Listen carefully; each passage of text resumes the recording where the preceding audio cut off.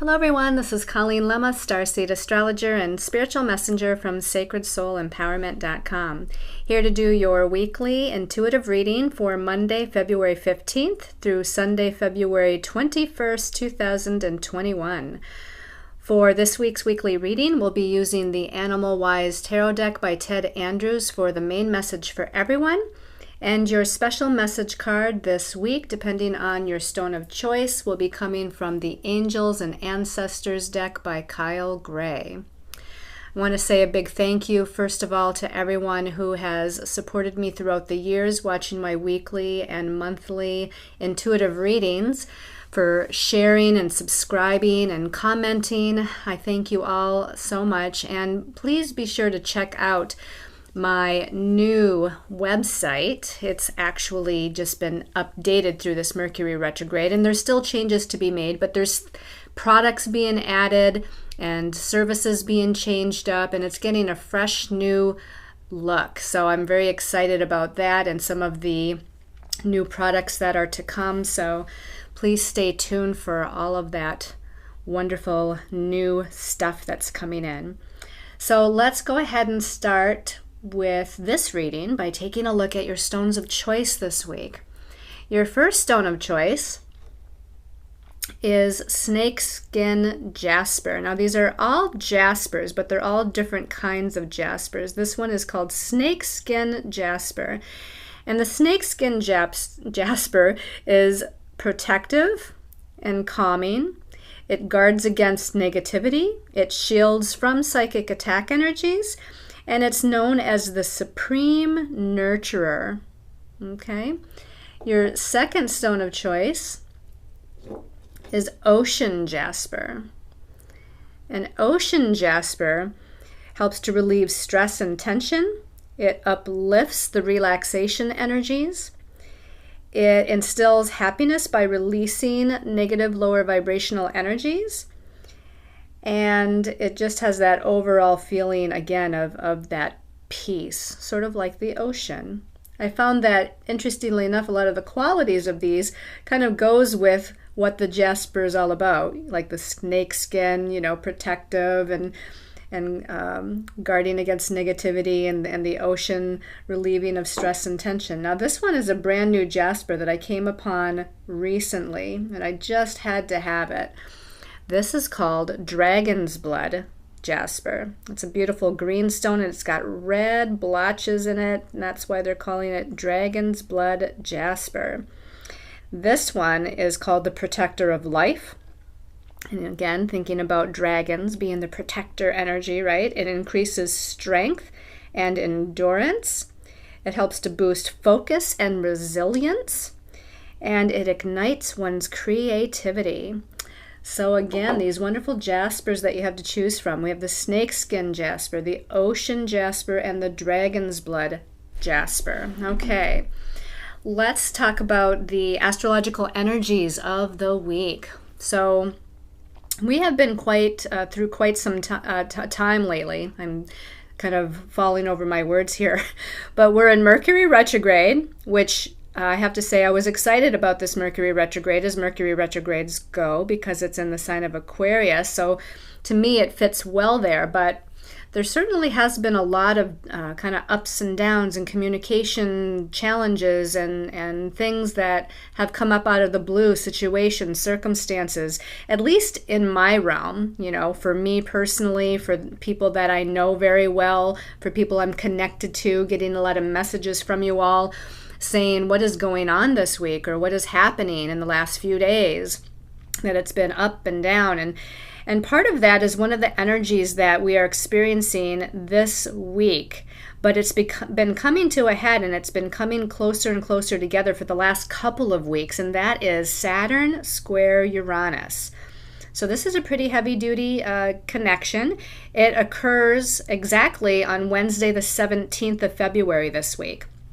And they are slow-moving planets, and this is why we've been feeling it the last couple of weeks. Saturn rules karmic lessons. It rules feelings of restrictions, limitations. It rules delays, but it also rules structure and form and the manifestation process. Saturn is really good about building something, but yet it takes its time when it builds. You have to have patience with Saturn. Saturn likes to teach us certain lessons, which is why it sometimes brings in karmic challenges. Now, right now, Saturn is in Aquarius. It's going to be in Aquarius for about 2.5 years because it just went into Aquarius the second half of December 2020. And on Wednesday, Saturn is going to be challenging Uranus, and Uranus is known as the Great Awakener. Uranus is the rebel.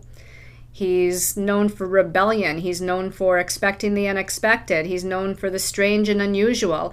Uranus rules the higher God mind, higher perception energies, higher intuitive energies, claircognizance. Uranus rules the electrical energy. It rules technology. It rules astrology. It rules scientific breakthroughs. It rules those aha moments that we have in life. So it rules kind of that energy of having epiphanies. And Uranus is in Taurus right now, which is not the greatest place for Uranus because Uranus is an electrical air planet. Its natural ruling sign is Aquarius, and that's where Saturn is right now, interestingly enough. Taurus, where Uranus is an earth sign. So here we have a highly electrically charged planet that deals with higher mind, higher ideas, higher perceptions, futuristic, kind of energy, where we want to go in life, dreaming up new ways of doing things, and it's in grounded Taurus. Now, the positive about that is that Taurus is helping to ground some of that energy. It's helping to ground some of those higher perceptions or the higher intuition. It's helping to ground that futuristic energy of these new ideas and where we need to go next as a collective. So in some ways it can be good, but Uranus likes to be electrifying and it likes to be free. One of the key words for Uranus is freedom and change and rebellion. And here's Saturn again, and Saturn rules restriction, limitation, focus, delays, third dimensional reality. Saturn rules our third dimensional perspective, the third dimensional paradigm. Uranus rules the higher energies, the fifth dimensional paradigm, where we want to go for the future. And with Saturn and Uranus coming together in what we call a square aspect, a challenging square aspect, I feel like this is about the paradigm shift. I feel like we've been feeling these energies for the last couple of weeks as Saturn is coming closer together with Uranus. And it's bringing in this old versus the new. It's bringing in these earthly challenges versus being able to look at things from a higher perspective. We're the creator of our own reality, but we need to be in a higher vibration in order to create the reality that it is that we really want to create, both for ourselves individually as well as for the collective. Saturn comes in and wants things to stay status quo. Saturn comes in and says, no, this is the way it's always been. This is the way it needs to stay. So I feel like there's a little bit of a tug of war there, between Saturn and Uranus. The old way, the new way, third dimension versus fifth dimension, challenges of Saturn, the lessons of Saturn, the karma of Saturn versus Uranus saying, no, there's a new, higher, better, more evolved way to be, to look at things, to perceive things, to experience things. Let's set ourselves free, key word of Uranus, let's set ourselves free of this old paradigm of energy, which is Saturn. Now again, Saturn's not all bad. Saturn helps to restructure.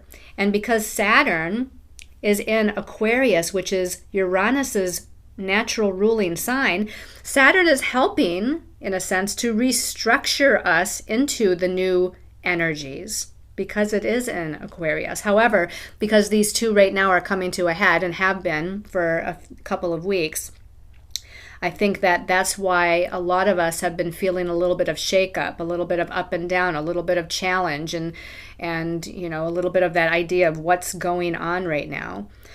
On Thursday the 18th, the sun is moving into Pisces. So the sun spends approximately a month in each sign of the zodiac, and this is the time of the year that the sun will move into Pisces every year. So on the 18th, the sun shifts out of Aquarius, And we've had, before then, before the 18th, we've had 5 planets in Aquarius.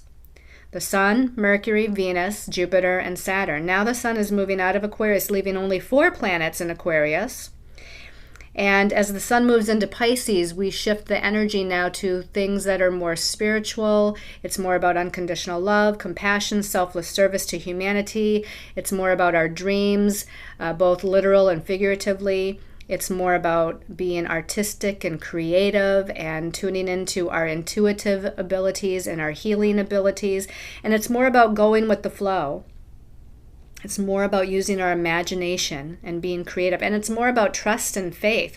A lot of that Aquarius energy is more about, okay, let's come up with a new idea and let's implement this new idea. Now that the Sun is moving into Pisces, of course, we still have 4 other planets in Aquarius, but the Sun moving into Pisces says, okay, let's use our creative imagination a little bit. Let's trust and have faith, go with the flow, allow things to unfold in divine timing, as they will and as they should.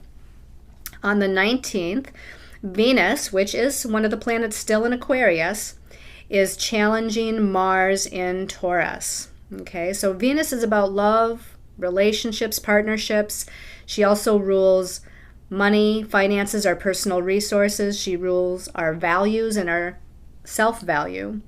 She's in Aquarius right now, so the Divine Feminine is all about freedom and independence, being in Aquarius. Okay, freedom and independence for the Divine Feminine and within our relationships. And she's challenging Mars, and Mars, of course, is her counterpart, right? We have the Divine Feminine of Venus, the Divine Masculine of Mars. Venus and Mars are the lovers. They dance together. Right now, they're challenging one another. So with Mars here, the warrior, planet of energy, action, and forward movement, there might be a little bit of frustration in relationships right now. Now, this is not an aspect that lasts very long, okay? It's going to be over within a couple of days. We'll feel this a day or two approaching the 19th. We might feel this a day or two after the 19th of February. But there may be some sticky, challenging, energies here because they're both in fixed signs too. Aquarius is fixed, Taurus is fixed. And when we're talking about the fixed signs, they're stubborn and they don't want to give in and they don't want to budge. So whatever the ideas and perceptions of Venus is right now, being in air sign Aquarius, Mars also is going to be just as stubborn, digging in his heels in earth sign Taurus. Now, this could also be about money matters as well, because where Mars is in Taurus, Taurus is a sign that rules our personal resources and money. And remember, I just said that Venus also rules Taurus naturally, so Venus also is about our personal resources. So there could be, a couple of days here where there's some difficulties or whatnot with our money matters, financial matters, how we value ourselves, in relationships or within relationships themselves. And I want to say also perhaps with new ideas, with Venus in Aquarius, she's going to be very idea-oriented and very communicative. So again, communication and our own thoughts and perceptions might be a little challenged as well. And of course, this leads us up to the next day, on Saturday the 20th, where Mercury, the planet that does rule our thoughts, perceptions, and communications, is turning back to direct motion at 11 degrees of Aquarius. So as Mars and Venus, the lovers, challenge one another on Friday, Mercury is at a standstill. Mercury is at a standstill, getting ready to turn back to direct motion. Now, turning back to direct motion, this is going to be good because communication matters where there's been miscommunication or where there's been misunderstandings or where we haven't been able to get our mind wrapped around a particular idea or thought or perception, or if there's been delays with moving forward with our new dreams or new goals or new ideas, or if there's been technology difficulties, because Aquarius does rule technology, phones, computers, anything else that's technologically related. So here on the 20th, Mercury turns back to direct motion. It's going to take a few days for Mercury to pick up speed a little bit in order for things to really start to clear out and become clear and move forward. There's going to be more of a clarity gained after a few days of Mercury now turning back to direct motion and moving forward. It is still in its shadow, though, for a while. Mercury is going to be in its shadow until I believe it's March 13th. And what that means is that by the time Mercury gets to the degree in which it first went retrograde, that's when it's out of its shadow. So Mercury first went retrograde, I believe it was 26 degrees of Aquarius. And Mercury, after it turns direct on February 20th, won't be past that 26th degree of Aquarius until March 13th. So we have a few days of things kind of smoothing out and being ironed out, so to speak. So let's go ahead and take a look at the messages from our angels and guides. The first card here came out as 2 cards. So let's look at the first of the 2 cards here.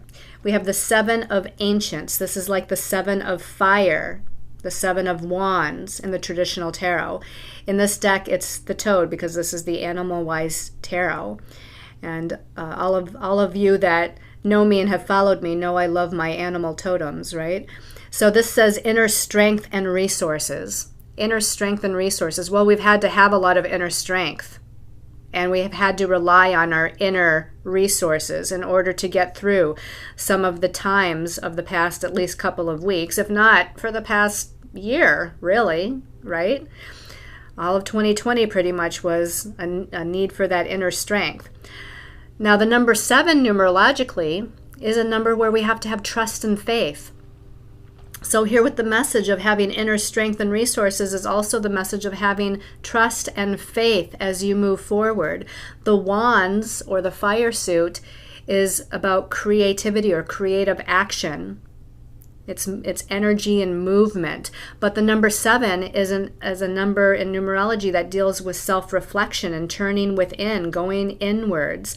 So there's not a lot of forward movement with the number 7. And this is sort of what the card speaks to, where we've had to have this inner strength and resources as things have been a little bit up and down lately, where things have been a little bit confusing lately. Maybe there's been a little bit of chaos and confusion in your lives, especially during this Mercury retrograde time period. And it's taken all of our inner strength, our inner resolve. It's taken us being able to connect with our inner self or our inner guide or our higher soul self, which the number 7 is also about, and trying to just go within and have a higher understanding, a higher spiritual understanding of the whys, the purpose in which things are happening, why things are unfolding as they are. Sometimes the reason is just to give us a little bit more time to get ready with something. Mercury retrograde is a time to redo and reanalyze and reevaluate and all those rewords, because it's giving us time to kind of catch up with what Mercury is all about, which is new ideas and new perceptions, and let's put those ideas, into motion. So here, again, there's been a need for this inner strength. Let's take a look at the card that came out with this, and maybe it gives us more information here. The 6 of Winged Ones. This is the Dove. And the 6 of Winged Ones is like the 6 of Air, the 6 of Swords in the traditional tarot. And it says moving between cycles and worlds, moving between cycles and worlds. And, this is kind of what I said earlier about Saturn squaring Uranus, that it feels like there's this shift in the paradigm going on, with Saturn being the old paradigm, third dimensional paradigm, and Uranus being the new, the higher, the fifth dimensional paradigm. And it feels like they're at a tug of war the last couple of weeks as they've been approaching that square aspect to one another. Saturn wants to delay. Saturn wants to slow down. Saturn wants to stay, like I said, in the status quo of things. And Uranus wants to move into a new, higher perceptive, higher intuitive, progressive way of doing things. Because Uranus knows it's time for change. It's time to break free, key word of Uranus, it's time to break free of that old paradigm. It's time to change. It's time to redirect, which is what Uranus wants to do. So I feel like this moving between cycles and worlds is us moving kind of back and forth between these two paradigms of energies. Now, the Six of Swords is a card of balance. The number 6 is a number of balance, as above, so below. And there's more of a peace of mind that kind of comes in with the Six of Swords. So this is good because we have that Seven of Ancients that says we've had to have a lot of inner resolve. And with it is the Six of Swords saying, okay, maybe we've been moving in and out, back and forth between these two paradigms of energies. Maybe it's been a little bit of a struggle, but we can choose that higher perception. We can choose that higher dimensional reality. We can choose to see things from a higher vantage point. We can connect with that universal fifth paradigm energy. We can move into the future of where we want to go, how we want to be. We can move away from feeling stuck or limited or restricted or delayed from progress. And so as we move into a higher way, a different way of seeing or thinking or perceiving something, which is the sword suit, it's all about the mind, then we're able to bring things back into balance. Okay, let's take a look at the second card here. Ooh, we got the Five of Ancients. We got a lot of fire wands here going on. 5 of fire, 5 of wands, 5 of ancients. This is the gecko. And the gecko says, do what we must in struggles. Okay, so again, there may have been some ups and downs the last couple of weeks and perhaps moving into this week as well. Do what you must through the challenge. Do what you must for yourself. Do what you must for others. You know, to me, this is just basically saying to have the perception that you need to, or take the actions that you need to. It is fire, it is wand, so we have creative action here.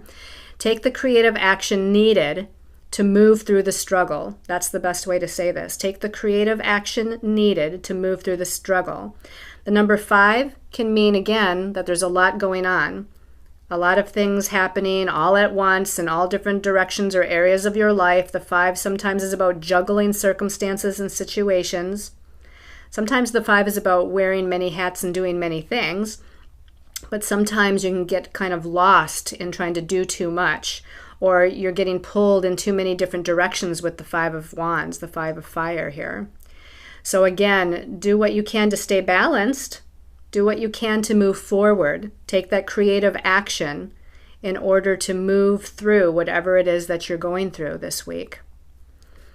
And then we have the last card here. Ooh, I like seeing this one. This is the Ace of Winged Ones, the Ace of Swords, the Ace of Air. It's the woodpecker. Woodpecker, knock, knock, knock. Someone's knocking. The universe is knocking on your door. Are you going to answer? Are you going to answer the call? It says unique new rhythms of success. So, you know, the air suit. Very Aquarian. We still, even after the sun moves into Pisces on Thursday, we still have 4 planets in Aquarius. And all that Aquarius energy is an air sign. It's about ideas, thoughts, perceptions, communications.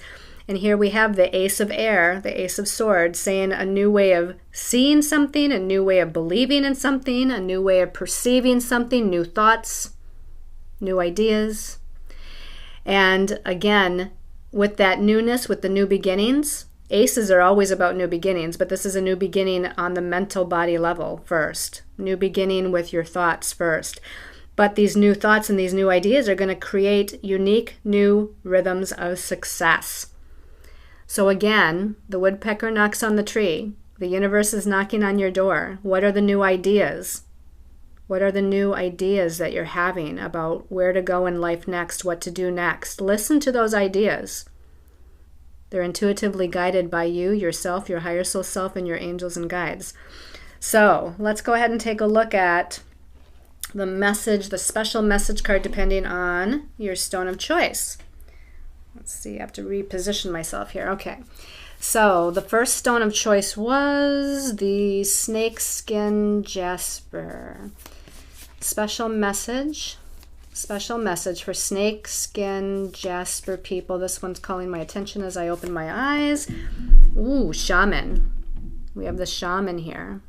And the shaman has an owl on his head. And the owl is about paying attention to your higher wisdom and knowledge. It's right on his crown chakra too.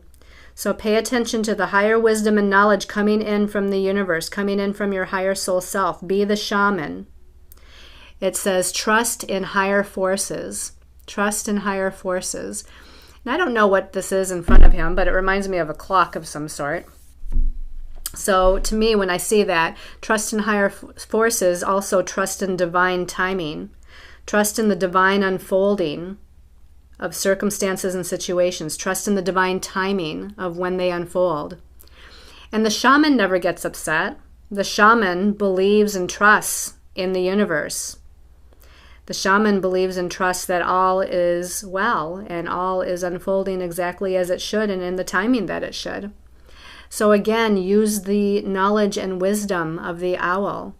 And that owl has its wings spread out, right? So the crown chakra, it's like open your crown chakra to receive the higher guidance of the universe. Open your crown chakra to let a download of information or a download of even healing energy to enter in and through you. Allow that owl medicine to lead you and guide you to where you need to go in this week. Okay, great card. And then for those of you that chose the Ocean Jasper special message. Special message for Ocean Jasper. This one's calling my attention here. And we have Shield Maiden. Shield Maiden. And she almost reminds me of Archangel Michael, right? She's got a sword in one hand and a shield in the other hand. So this is the divine feminine, like almost like Archangel Michael, or as we might want to call him, Archangel Michael. But this is the divine feminine of that. And it says, make plans and focus. Make plans and focus.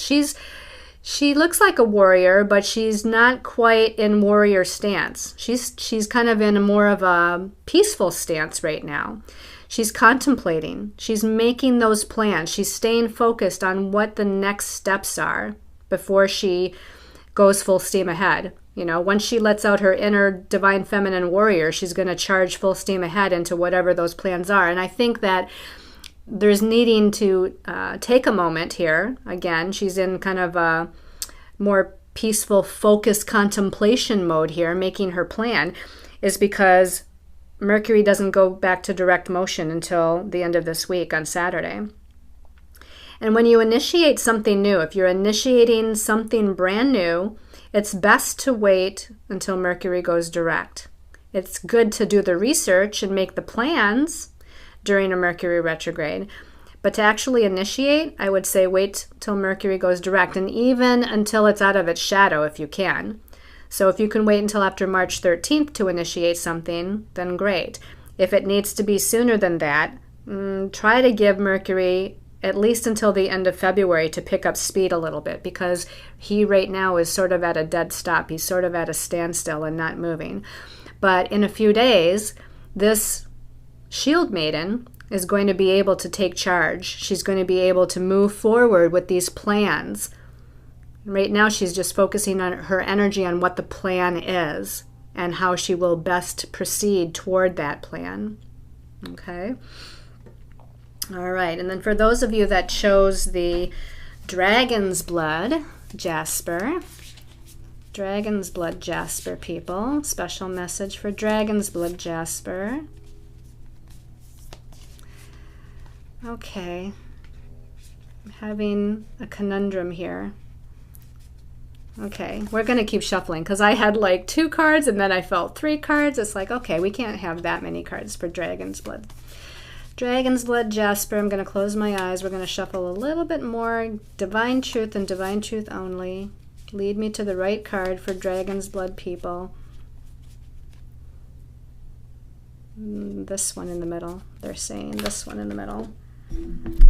Trader. It says exchange energy to create abundance.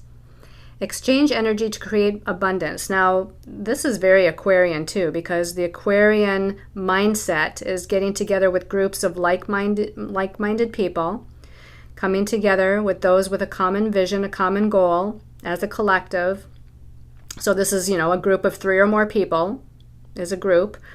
So as we come together, we share our ideas, we share our resources. Everybody has different gifts, talents, and abilities, and we come together in those groups in the Aquarian mindset to share that energy, because we're not all the same. We're all unique. Aquarius says we're all unique. We all have unique gifts and talents. We're here to well, let's use the word trade. We're here to trade our energies, our gifts, our talents, and abilities for someone else's. So I can do something for you, you can do something for me. If we get together in a group, we're working on a project together, you're good at this, I'm good at that, someone else is good at something else. So this is all about using the energies collectively in order to bring about a positive goal, to manifest something positive. Exchange energy to create abundance. So this, the Aquarian energy really says it's about the group, right? It's what's best for the group, not just what's best for the one. This is not a time of, there is a time for individuality, right? We all are always unique individuals.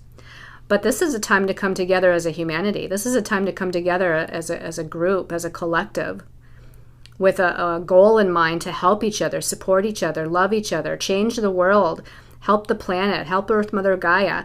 And if we come together in groups of 3 or more, we're better able to do that because we're combining our energies. When we combine energies with each other, our energies become stronger to move towards the goal or the solution that we want to.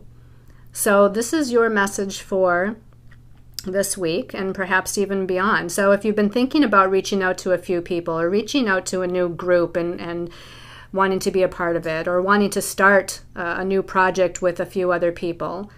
This can even just be within your family or with a group of friends. It doesn't have to be anything, huge.